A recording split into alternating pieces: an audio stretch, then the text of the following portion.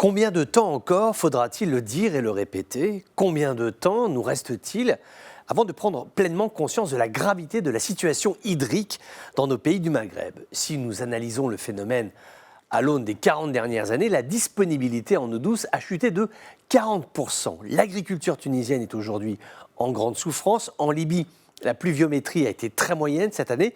En Algérie, les coupures d'eau sont organisées à Alger et dans les grandes villes du pays. L'usage des karchers pour nettoyer les voitures est réglementé. Le réservoir de Koudiet à Serdoune, l'une des plus grandes retenues en eau de l'Algérie, eh bien, elle est à sec. Le taux général de remplissage des barrages est évalué environ sous la barre des 50%. Chaque année, nous nous approchons un peu plus du seuil de la pénurie. Alors les autorités algériennes bougent, elles travaillent actuellement sur l'option d'usine de dessalement d'eau de mer. Le Maroc, lui, bénéficie déjà d'un important réseau de barrages hérité de la politique de Hassan II. Maintenant, la question de la disponibilité de la ressource n'est pas une donnée forcément essentielle puisque le véritable enjeu finalement est celui du gâchis. En Algérie, par exemple, 80% de l'eau domestique qui est déversée dans les égouts retourne à la mer. Vous avez des villes sur la façade méditerranéenne dont les réseaux n'ont pas été changés depuis plus de 50 ans. Donc non seulement les tuyaux qui transportent la précieuse ressource sont vieux, sont rouillés, la qualité de l'eau s'en trouve affectée, mais en plus, vous avez des fuites partout.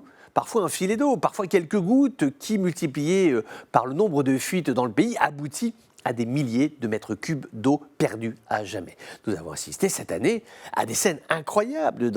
Par exemple, des employés municipaux ont arrosé des pelouses à grand renfort d'eau, alors qu'ils étaient en train de vivre sous la pluie. Oui, quand on y pense, c'est totalement ubuesque. Il pleuvait. Bon, c'est pas le moment, c'est pas grave, peu importe, on continue à arroser parce qu'on a reçu l'ordre. Si le chef passe par là en voiture, il va croire qu'on ne fait rien. Alors, mieux vaut arroser que risquer de perdre son emploi.